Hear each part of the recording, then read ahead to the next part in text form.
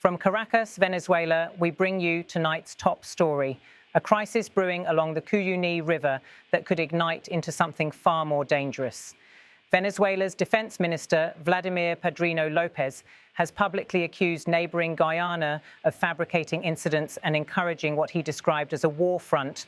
The remarks broadcast on Venezuelan state television come just weeks before a presidential election, raising concerns about whether political tensions are spilling into military confrontation. Yesterday, Venezuela's defense establishment reacted to a new statement from Georgetown, Guyana's capital, claiming that Guyanese security forces had come under attack from Venezuelan territory. Padrino López responded sharply, dismissing the claims as false, dangerous, and part of what he sees as a broader scheme orchestrated outside the region. The first soundbite we heard was direct. Yesterday, we saw a statement from the government of the Cooperative Republic of Guyana announcing a new development on the upper Kuyuni River. That stretch of river is not just geography, it is contested terrain.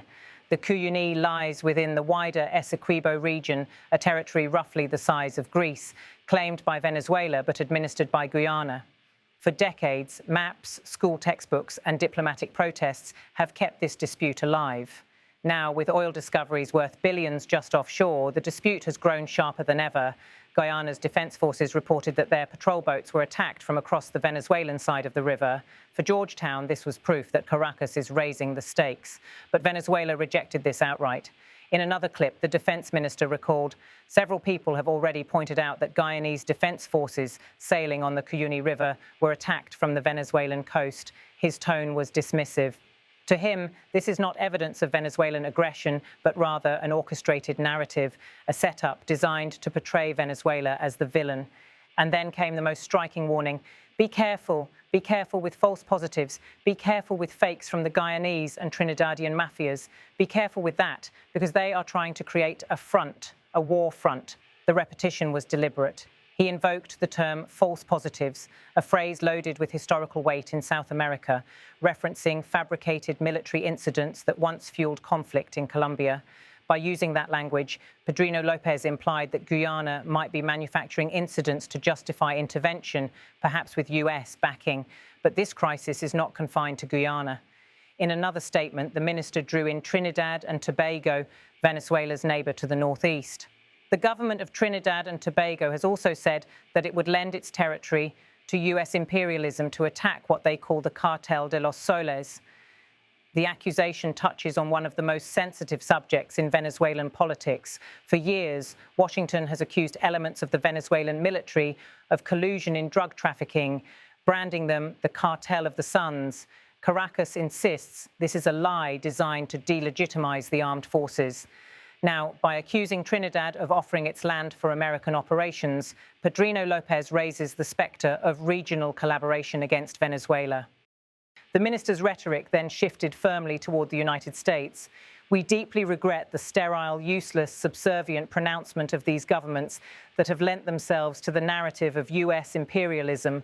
By reading a statement drafted in Washington for Caracas, this is not simply a local dispute with Guyana or a diplomatic quarrel with Trinidad. It is a confrontation with Washington itself, framed as another chapter in Venezuela's long resistance to what it calls U.S. imperialism. To understand why this moment matters, we need to step back. The Essequibo region has been disputed since the 19th century.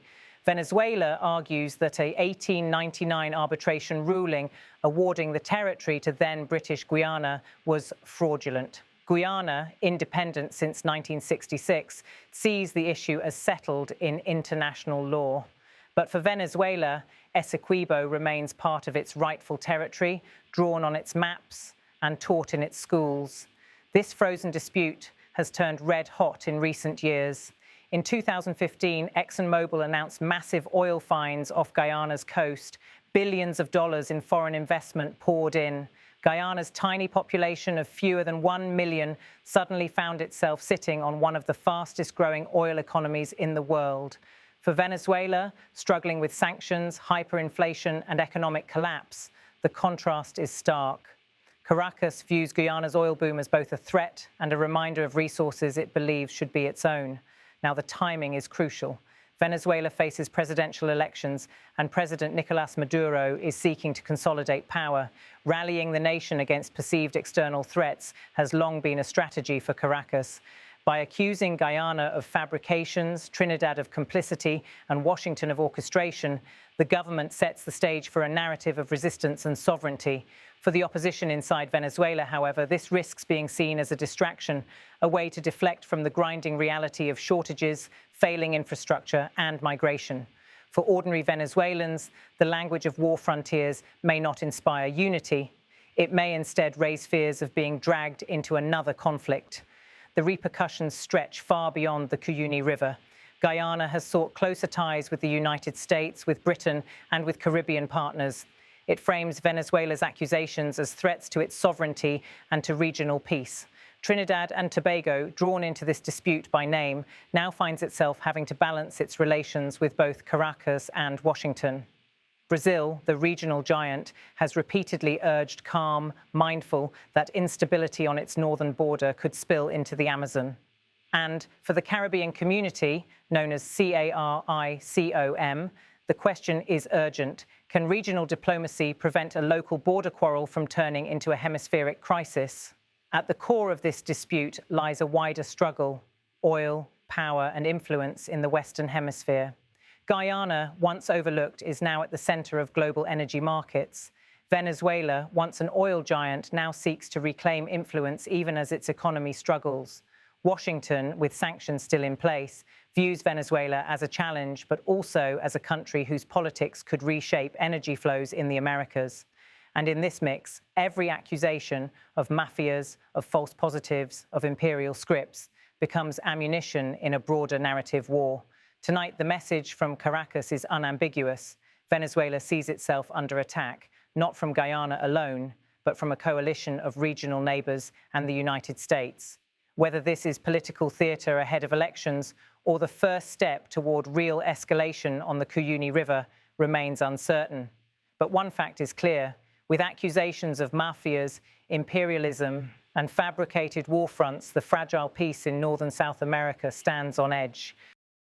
Ayer vimos un comunicado, leímos un comunicado de Guyana, del gobierno de la República Cooperativa de Guyana, anunciando un nuevo acontecimiento en el alto río Kuyuni, uno nuevo, ya son varios, señalando que fuerzas de seguridad de las fuerzas de defensa guyanesas navegando por el río Kuyuni fueron atacadas desde costa venezolana. Desde costa venezolana. Ayer lo dije, se lo decía, cuidado, cuidado con los falsos positivos, cuidado con los fake de las mafias guyanesas y trinitarias. Cuidado con eso, porque por allí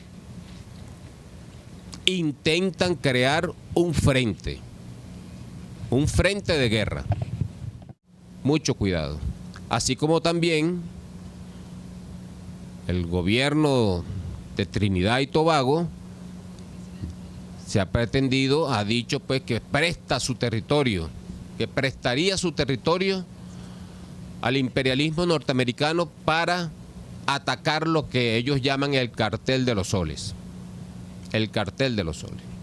Así que, bueno, nosotros lamentamos profundamente el pronunciamiento estéril, inútil, vasallo de estos gobiernos que se han prestado a la narrativa del imperialismo norteamericano, leyendo un comunicado, como ya lo he dicho, redactado desde Washington,